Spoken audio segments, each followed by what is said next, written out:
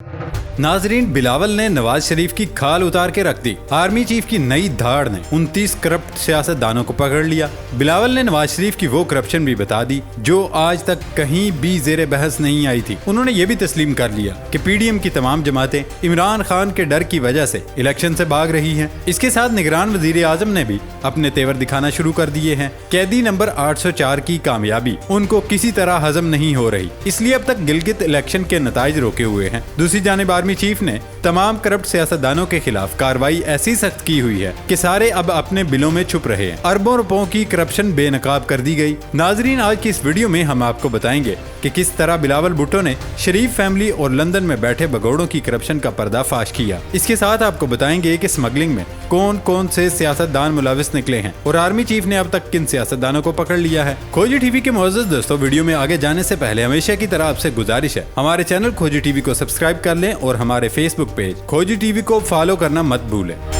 नाजरीन, बिलावल भुट्टो ने लंदन के भगोड़े पर ताक ताक कर वार किए हैं। हैदराबाद में एक तकरीब से बिलावल भुट्टो ने खिताब किया और कहा कि लंदन से सियासत करने वालों ने हैदराबाद के मसाइल हल नहीं करने, उन्होंने हैदराबाद को पानी नहीं दिया। हमने हैदराबाद से नफरत और तकसीम की सियासत करने वालों का सफाया किया। मैंने इस्लामाबाद के अदमे एतमाद के वक्त देखा था कि जो वजीर आजम बनने वाले थे वो तो पीछे पीछे थे, मगर हैदराबाद का शर्जील मेमन आगे आगे था। पीटीआई मम्मी डैडी जमात है, हर वक्त सोशल मीडिया जाले काम करते हैं।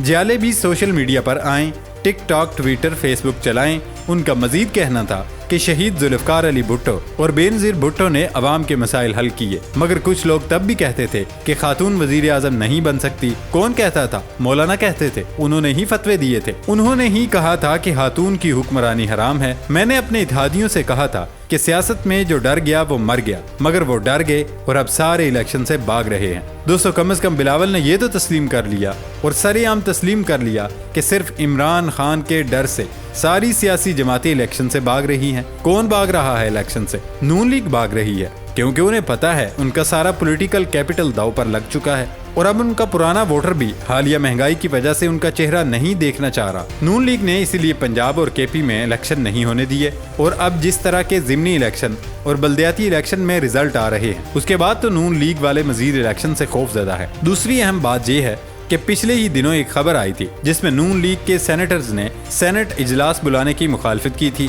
उन्होंने वजह ये दी थी कि अगर हम अब सेनेट में आए तो इन हालात में जब बिलों का मामला और महंगाई का मामला जोर पकड़ रहा तो पीटीआई के सेनेटर्स हमें कच्चा चबा जाएंगे। तो जब नून लीग वाले पीटीआई के चंद सेनेटर्स से डर रहे हैं, सोचे मुल्क के 13 करोड़ के करीब वोटर्स से कैसे नहीं डरेंगे। दोस्तों, बिलावल ने अपनी तकरीर में मजीद कहते हैं कि पीपल्स पार्टी की तरबियत में इंतखाबात से भागना नहीं, हम कंधों पर लाशें उठाकर भी इंतखाबात में जाने के आदी हैं। मैंने एमकेएम से कहा कि बल्दियाती इंतखाबात का बाइकाट न करें, मगर उन्होंने हमारी बात नहीं सुनी, जिसका मुत्तहिदा को नुकसान हुआ। हम इमरान खान के मुकाबला आवाम की मदद से करेंगे, किसी केयर टेकर की मदद से नहीं। दूसरी पार्टियों और पीपी में फर्क ये है, हम कारकर्दगी दिखाते हैं। दोस्तों, बिलावल इस बयान में एक बार फिर से बड़ों को पैगाम दे रहे हैं कि केयर टेकर सेटअप को तूल देने की ख्वाहिश मुसलसल की जा रही है और उनके बार बार कहने से ये भी वाज़ेह हो चुका है कि बड़ों ने ये काफी हद तक तय कर लिया कि निगरान हुकूमत को तूल दिया जाएगा। IMF ने जिस तरह चंद इदारों PIA और स्टील मिल वगैरह की निजकारी का कहा,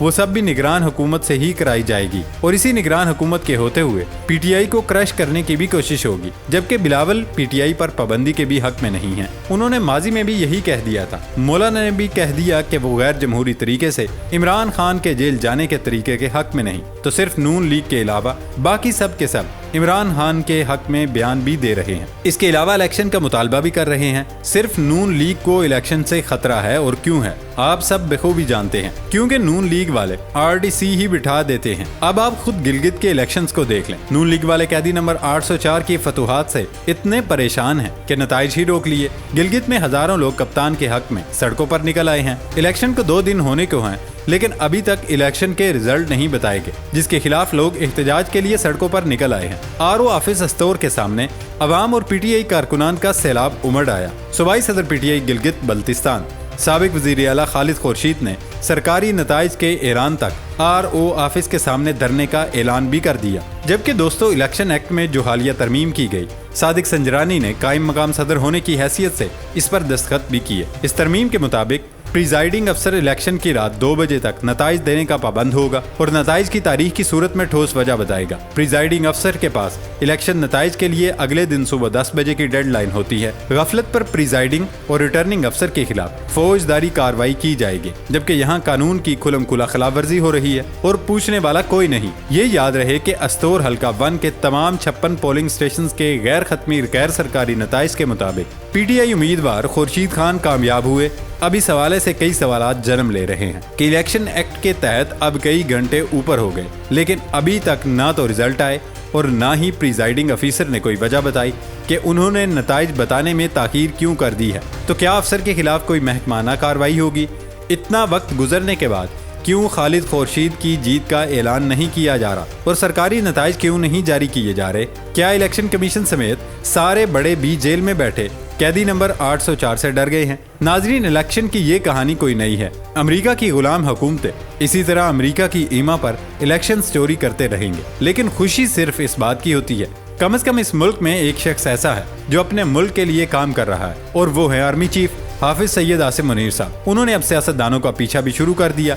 जो सियासतदान काले कारोबार में मुलविस है उन सब को पकड़ा जा रहा है। हसास इदारों की जानिब से कई पाकिस्तानी सियासतदानों के खिलाफ रिपोर्ट भी सामने आ गई। सिविल हसास इदारे ने स्मगलिंग पर रिपोर्ट वज़ीर-ए-आज़म हाउस में जमा करा दी। ईरानी तेल की स्मगलिंग में मुलविस अफसरान, सियासतदान और डीलरों की तफसीलात भी कार्रवाई के लिए वज़ीर-ए-आज़म हाउस को फराहम कर दी गई। दोस्तों, ईरान से पाकिस्तान को सालाना 2 अरब 81 करोड़ लीटर से ज्यादा तेल स्मगल होता है। ईरानी तेल की स्मगलिंग में 90 सरकारी हुकाम मुलविस है, जबकि इस काले धंधे में 29 सियासतदान भी मुलविस हैं। PSO की गाड़ियां भी ईरानी तेल के ट्रांसपोर्टेशन में मुलविस होती हैं। स्मगलिंग का पैसा दहशतगर्दाना कार्रवाइयों में भी इस्तेमाल होता है। सिर्फ यही नहीं बल्कि पाकिस्तान में 700 बाई करेंसी डीलर हवाला हुंडी का कारोबार में मुलविस हैं। सबसे ज्यादा 205 हवाला हुंडी डीलर पंजाब में है। KP में 183 और सिंध में 176 डीलर हवाला हुंडी का कारोबार करते हैं। अब बस यही सवाल उठ रहे हैं कि जिन 29 सियासतदानों के नाम रिपोर्ट में दर्ज हैं वो कौन से हैं और क्या उनके खिलाफ कोई कार्रवाई होगी?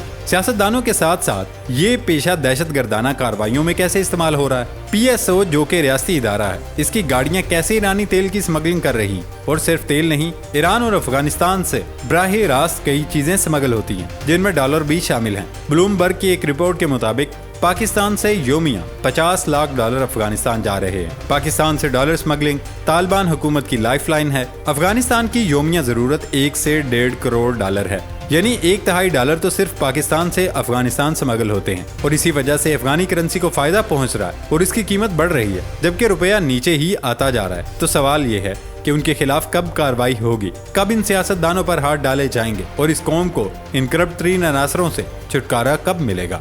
ये थी हमारी आज की वीडियो। नई वीडियो तक अपना ख्याल रखिएगा। इजाज़त दें। अल्लाह हाफिज़।